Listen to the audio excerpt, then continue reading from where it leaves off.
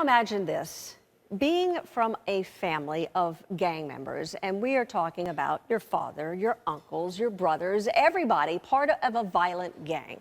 That is a situation for some people in Chicago. Our George Howell, he actually sat down with a family whose gang activity has been really part of the family business now for generations. Inside the home of this West Side Chicago family, you find a common thread, a way of life started by this father, passed on to his nephews, and now his sons. I want to do a show of hands. I mean, how many generations have been in a gang? What was the first generation? And the second generation? And then the next? So it's just gone through the family. Yeah. What do you think about that? I ain't proud of them. Jetty Williams is a little hard to understand now since his stroke, but at one time, no voice carried more weight in Chicago's gang world.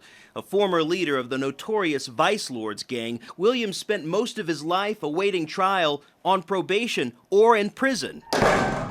He's since given up gang life. I don't like my kids being about that, but I can't lay down and tell you, don't do this when your daddy done it. I'm not gonna be no hypocrite. But his legacy continued. I did robberies. You know, that was my specialty. You know, we didn't go around hurting innocent people like the kids do these days. You know, it was more about money, power, and respect, and who can get to the top of the hill first. But doing that, we still had loyalty to who started this. Through this generation era, it bled down into them. When it got down to them, the blood was running in the streets. And they had no guidance, because a lot of us was locked up. So they had no guidance.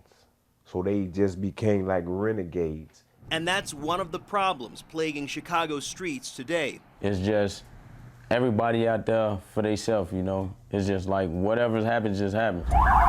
Shots fired. Chicago police spent years cracking down on gang leaders who operated in large parts of the city, but according to the Cook County State Attorney, the gang lifestyle has become entrenched. What we've seen now is these gangs are generational.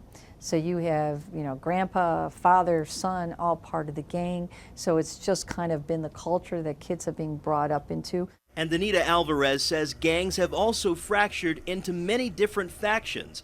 The result? Young rival gang members fighting each other block by block with deadly consequences. It's a problem these former gang members are trying to turn around, starting with their own family. Now I'm out there trying to teach the young people to look at me. I'm 46. I've been to the penitentiary 10 times. But now I have got married, and I see a different way in life. And their influence seems to be paying off. It made me look up to them now, like I'm changed. I don't need none of that old violence, none of that stuff.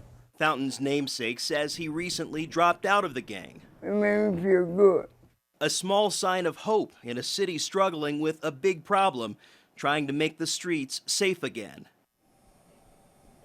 Now, in that report, you heard Jetty Williams' voice kind of hard to understand.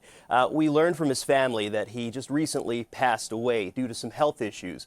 But fair to say, before his death, he did take great satisfaction, Suzanne, in knowing that his sons decided to make different choices than he made, to get out of the gang.